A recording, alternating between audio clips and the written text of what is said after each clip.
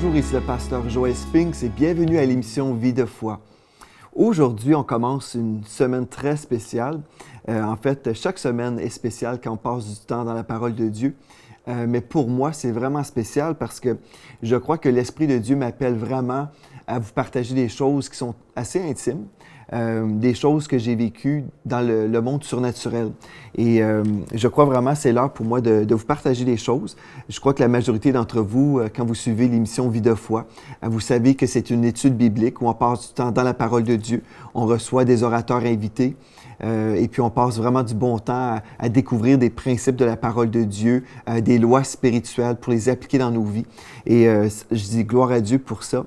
Mais tout récemment, en fait, hier, c'est très, très récent en fait, hier, j'avais vraiment la conviction que je devais vous partager des choses de ma vie personnelle concernant la vie surnaturelle avec Dieu. Et puis, ce qui est vraiment spécial, c'est que j'ai parlé avec un ami à moi qui habite en Alberta, un prophète de Dieu. Et puis, je lui partageais un peu les choses que Dieu est en train de faire en moi, que je croyais que Dieu m'appelait à partager, à révéler finalement des choses que j'ai vécues dans le monde de l'esprit. Et comme je lui parlais, il me disait, justement, il dit, c'est trop spécial parce que, il dit, je suis arrivé à la même saison que toi pendant 10 ans. Il me racontait qu'il avait vécu des choses dans le monde de l'esprit et puis ces choses-là sont tellement précieuses qu'il n'osait pas partager ou révéler ces choses. Parce que quand on vit des choses bénissantes, des choses surnaturelles avec Dieu, on ne veut pas jeter nos perles au pourceau. Et je ne vous dis pas que vous êtes des pourceaux, là, mais ce que je suis en train de dire, c'est qu'on veut tellement préserver ces choses-là d'une façon vraiment précieuse parce qu'on valorise justement les expériences qu'on a vécues avec Dieu. Et vous savez, quand on est dans le monde des médias, on réalise qu'il y a des gens qui ont soif de Dieu, qui vont nous écouter, qui vont recevoir la parole, mais il y a également des gens avec un esprit religieux ou même des inconvertis qui ne croient pas du tout dans le monde surnaturel. Donc, on se rend plus vulnérable lorsqu'on révèle des choses sur notre vie, lorsqu'on partage des expériences surnaturelles.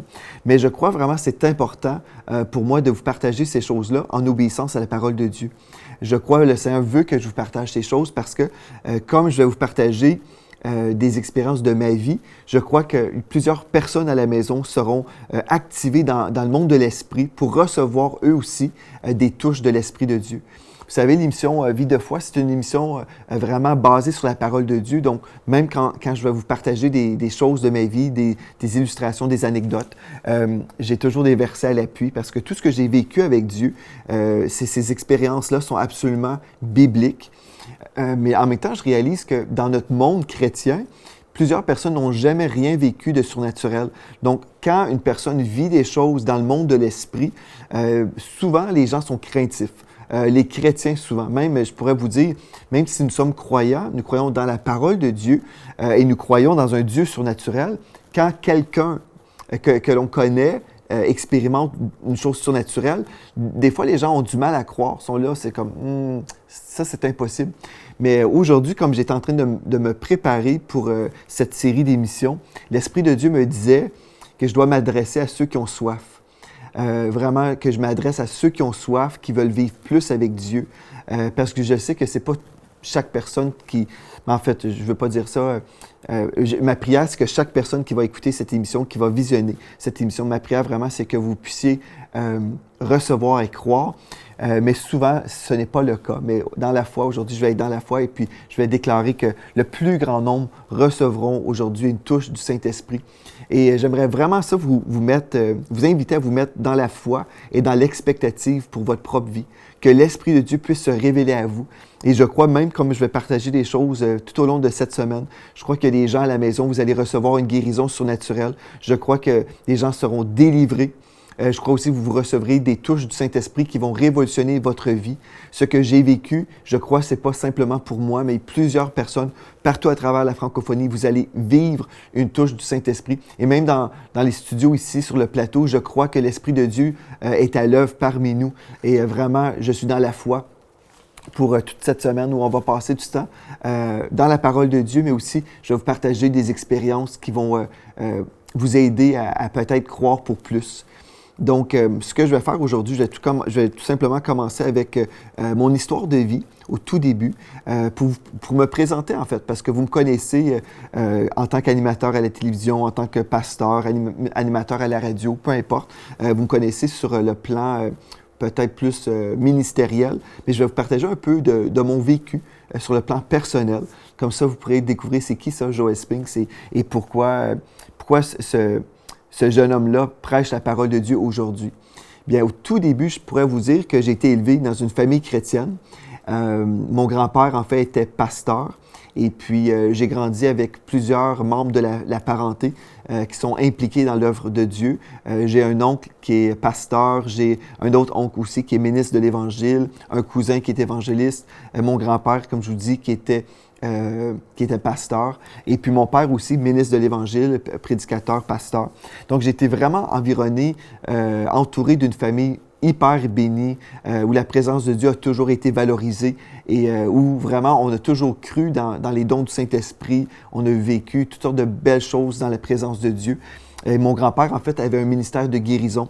J'ai entendu des témoignages. En fait, moi, je n'ai pas vu grand-chose parce que mon grand-père était plus âgé. J'ai eu l'honneur de faire son service pour sa célébration lorsqu'il est rentré au ciel. Mais c'est ça, je n'ai pas eu l'opportunité de le voir beaucoup sur le plan ministériel, mais je sais qu'il y avait un ministère très puissant au niveau de la guérison. Il pouvait voir quelqu'un dans l'assistance et puis commander à 3 démons, par exemple, de sortir d'une personne.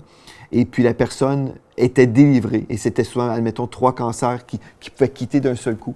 Et je dis gloire à Dieu parce que j'ai reçu cet héritage en Christ avec cette famille qui m'a vraiment démontré que la vie chrétienne, ce n'est pas une religion, mais c'est une relation vivante avec Dieu.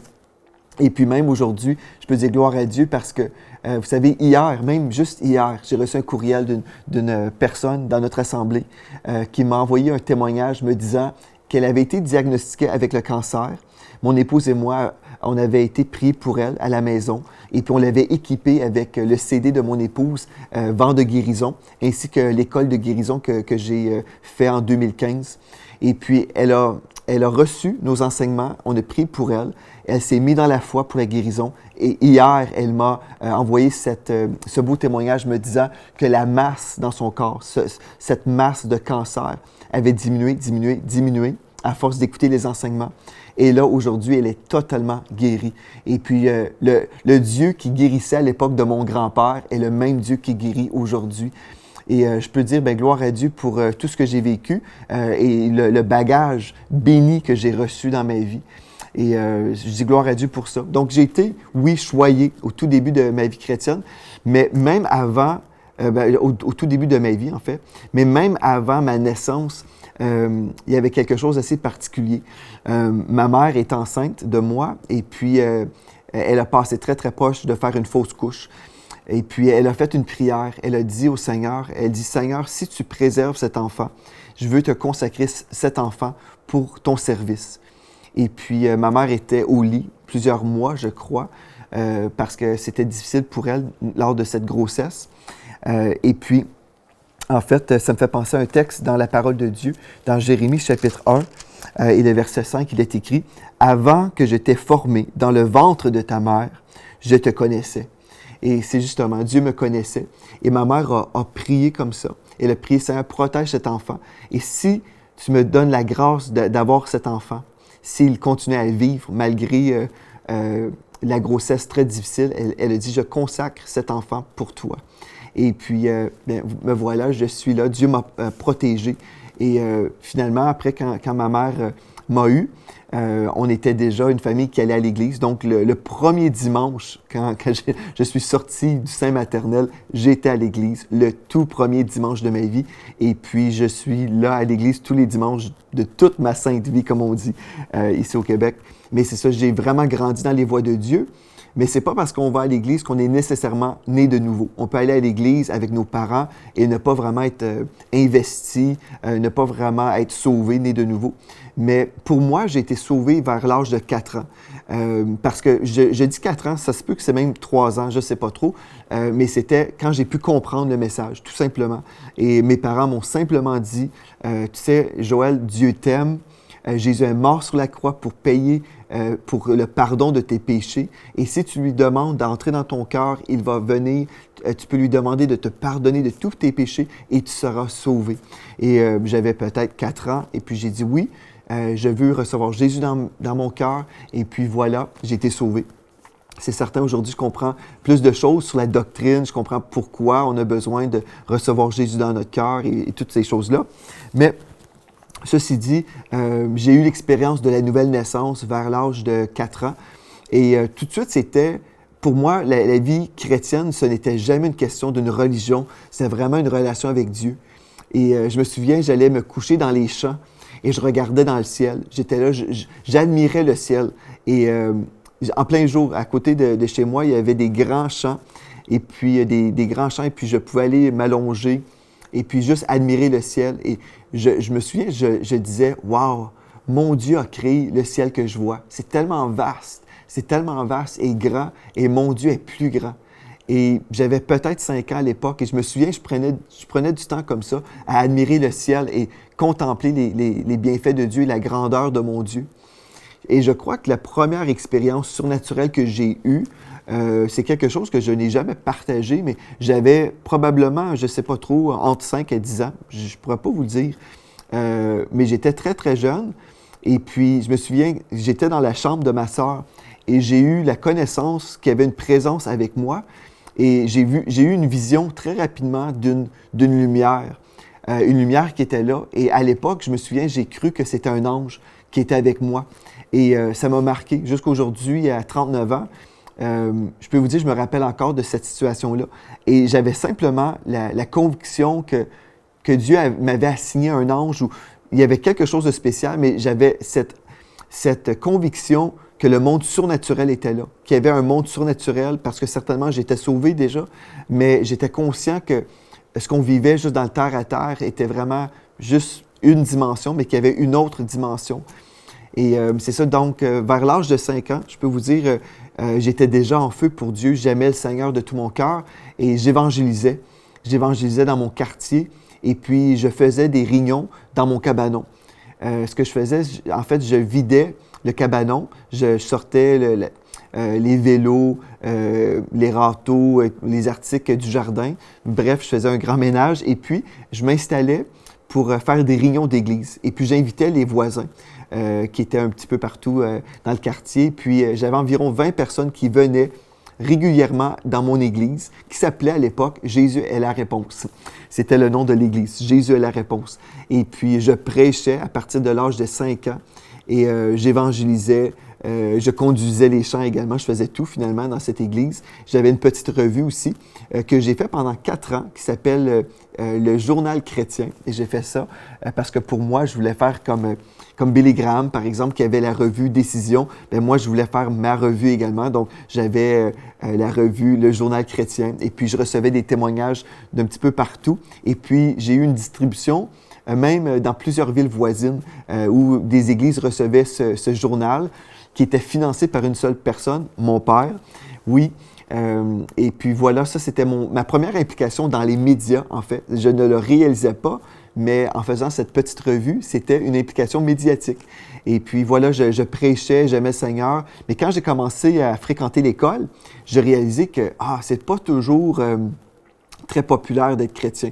Et c'est là où j'ai réalisé que je devais prendre une décision, soit servir Dieu ou me conformer aux gens, aux amis. Parce qu'à l'époque, quand j'ai commencé à aller à l'école, vers l'âge de 5 ans, j'ai commencé à vivre un peu de persécution, où les jeunes pouvaient se moquer de moi parce qu'ils disaient « Ben écoute, t'es chrétien, c'est quoi ça?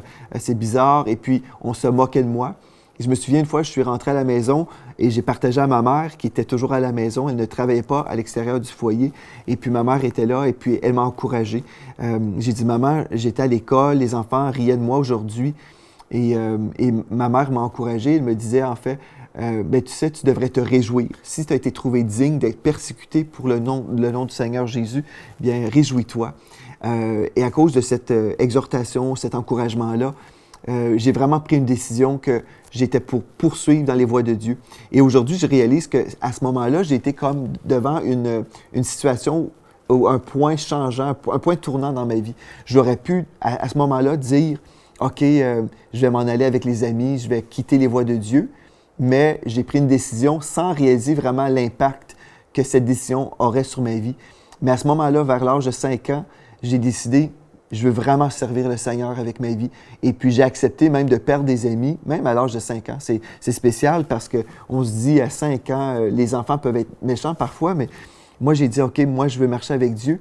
Et puis j'ai poursuivi et grâce à cette décision, qui est certainement grâce à Dieu et à l'Esprit de Dieu qui est avec moi, j'ai pu vivre une belle vie dans ma jeunesse. Même j'ai commencé à chanter et j'ai été professeur de l'école du dimanche dès l'âge de 12 ans.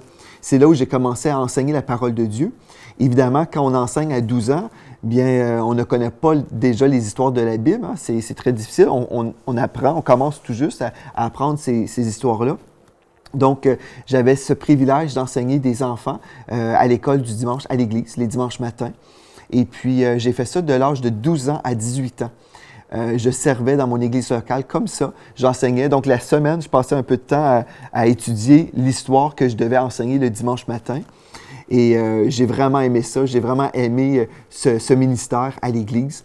Donc, on avait 2 réunions le matin et le soir. Donc, le matin, je servais et le soir, je recevais un message pour ma propre vie. Donc, j'ai été comme ça, impliqué dans l'Église et dans mon adolescence, j'ai voyagé beaucoup aussi avec mon pasteur, qui était aussi mon oncle, le pasteur Daniel Poulain. Et je voyageais avec lui en tant que chanteur gospel. Moi, j'étais son chanteur. Quand il prêchait aux États-Unis, moi, je faisais 1 ou 2 chants juste avant ses prédications. Et donc, j'ai fait ça de l'âge de 12 ans à 18 ans aussi. Donc, l'école du dimanche, le chant gospel, tout ça, ça a commencé pendant la même période. Et c'est dans mon adolescence où j'ai voyagé plus sur le terrain missionnaire, où j'ai été... je suis allé en Haïti en 1991 et c'est là où j'ai vu des miracles comme je n'avais jamais vu. J'ai vu un homme qui était aveugle, qui a commencé à voir. C'est mon oncle qui a prié pour cette personne et moi, j'étais simplement un témoin. J'ai vu comment le Dieu de la Bible, c'est le même Dieu aujourd'hui. Et j'ai vu des grandes choses en Haïti. Il y avait 18 prêtres de voodoo qui sont venus au Seigneur dans une seule réunion. Et j'ai vraiment été touché dans ma vie. Je savais que le Jésus que j'avais toujours cru, je savais que le Jésus que je pouvais retrouver dans la parole de Dieu, mais c'était ce même Jésus qui est encore vivant aujourd'hui, qui guérissait encore les malades. Et j'ai vraiment été touché dans ma vie à ce niveau-là. Et puis, j'ai toujours persévéré dans les voies de Dieu. Je peux vous dire, ça, c'est totalement grâce à Dieu. Vous savez, des fois, les gens disent que c'est normal que nos jeunes vont aller dans le monde, ils vont goûter aux choses du monde et puis finalement, ils vont découvrir que c'est mauvais et puis ils vont revenir dans les voies de Dieu. Et j'ai entendu cela très souvent, en fait, dans ma vie, où on entendait dire, bien, les jeunes vont aller dans le monde, mais Dieu va les ramener. Mais même à l'époque, je trouvais ça bizarre parce que moi, je n'avais pas le désir d'aller dans le monde parce que je me disais, si Dieu a un plan pour ma vie, un plan spécifique, moi, je ne veux rien manquer. Je ne veux pas prendre des détours. Je ne veux pas aller avec l'ennemi parce que je sais que mon Dieu est tellement bon. Je vois Dieu guérir les malades. Je sais que Dieu est vivant, Dieu est bon et merveilleux. Je ne voulais pas quitter le chemin du Seigneur. Et puis, je peux dire merci Seigneur parce que Dieu m'a vraiment préservé. Je n'ai jamais été dans la drogue, l'alcool. Je n'ai jamais sorti dans le monde, dans les discothèques ou les boîtes de nuit. Je n'ai jamais fait ces choses-là. Et c'est grâce à Dieu, Dieu m'a préservé. Et je crois que c'est possible pour chaque personne. Si vous êtes un adolescent aujourd'hui et vous êtes tenté peut-être par le monde, j'aimerais vous dire que ce que Dieu vous offre, c'est 100 fois mieux, 1000 fois mieux. Et vous allez peut-être dire, oui, mais tu n'as jamais goûté aux choses dans le monde. Mais je sais par conviction, je sais que ce que Dieu m'offre, c'est tellement merveilleux. Mon Dieu, c'est un Dieu de paix, un Dieu d'amour, un Dieu qui a une destinée pour ma vie et qui a une destinée pour votre vie aussi. Il y a déjà des projets de paix pour vous, des projets de paix et non de malheur, afin de vous donner un avenir et de l'espérance. Et vous savez, en tant que pasteur, j'ai rencontré plusieurs personnes dans mon bureau qui ont quitté les voies de Dieu, qui sont allés avec l'ennemi pendant un temps pour découvrir que finalement, l'ennemi nous offrait un beau forfait au tout début, mais finalement, il y avait plein de blessures, le cœur brisé, la maladie, il y avait plein de choses qui venaient avec ce forfait-là. Et le diable nous tente parfois avec toutes sortes de choses. Et en fait, en bout de ligne, le diable est toujours là pour venir nous voler, nous égorger et nous détruire. Mais Jésus est venu pour nous donner la vie et la vie en abondance. Donc, en gros, pour ma vie, c'était comme ça. J'étais adolescent, j'allais en mission et puis j'étais vraiment béni dans le monde chrétien. Et j'ai commencé à publier aussi une émission de radio. En fait, je faisais la création, la production, si on veut, de cette émission de radio pour mon oncle, qui était mon pasteur. Donc, je servais sous son ministère. Et puis, je produisais cette émission-là. J'aimais ça. C'était vraiment une bénédiction pour moi. Et je me souviens, la femme, l'épouse de mon oncle, qui est aussi ministre de l'Évangile, pasteur Linda Poulain, elle disait à l'époque, elle disait, « Toi, Joël, tu n'as jamais été un adolescent. » Elle disait, « On t'a connu enfant et tu es devenu un adulte d'un seul coup, à l'âge de 12 ans. » C'est assez particulier, mais elle dit, « Tu n'as pas vécu de période d'adolescence, mais pourtant, oui, j'ai vécu, certainement cette adolescence-là, mais peut-être pas de la façon qu'on voit typiquement. Mais pour moi, mon cœur était pour Dieu et mon cœur aujourd'hui est encore pour Dieu. Et je vais toujours demeurer dans les voies de Dieu parce que je sais que l'ennemi ne peut pas nous offrir quelque chose de meilleur, de supérieur. Le Dieu que je connais, c'est un Dieu vivant, un Dieu qui est vrai. Et ce que j'ai vécu dans ma vie, je sais que vous pouvez vivre cette chose-là. Donc, c'est ça, vers l'âge de 18 ans, 17-18 ans, on gradue de l'école, du secondaire. Et puis, je suis allé pendant un temps à l'école biblique parce que j'avais un cœur pour Dieu, mais en même temps, je n'avais jamais reçu de révélation précise par rapport à mon appel. Je ressentais l'appel de Dieu dans mon cœur, mais c'était quelque chose qui n'avait pas été vraiment confirmé d'une façon extérieure. Je ne sais pas, je n'avais jamais reçu de visitation angélique, je n'avais jamais rien reçu de spécifique pour me dire « Oui, tu es appelé au ministère ». Sauf mon cœur était toujours pour le ministère. Et vous savez, je vais prendre le temps pour vous partager un peu l'appel au ministère. Mais ce que je peux vous dire, c'est que Dieu travaillait dans mon cœur. Et peut-être vous êtes là à la maison aujourd'hui et vous vous posez des questions. Peut-être vous avez à cœur l'œuvre de Dieu et peut-être vous avez un travail séculier en ce moment puis vous êtes là et vous dites « Ah, si seulement je pouvais travailler pour Dieu en tout temps. » Mais je peux vous dire, peu importe où vous êtes dans cette société, vous pouvez travailler pour Dieu en tout temps, même si ce n'est pas dans le cadre d'un ministère. Si vous avez un cœur pour Dieu, vous pouvez briller là où vous êtes. Vous pouvez vraiment briller. Mais certains d'entre vous, oui, Dieu va vous appeler à quitter le travail séculier pour travailler dans un ministère. Certains d'entre vous, vous allez vivre ça. Mais la grande majorité des enfants de Dieu ne feront jamais ça parce que Dieu nous appelle à briller dans notre monde. Et puis, si les chrétiens étaient juste ensemble constamment, ce serait difficile d'être présents dans la société pour briller. Donc, on a tous des places différentes dans la société. Et puis, certains d'entre vous, oui, Dieu va vous appeler à quitter le monde séculier pour faire comme moi aujourd'hui, peut-être prêcher à la télévision, à la radio, ou peut-être prêcher dans une église locale ou dans un ministère quelconque.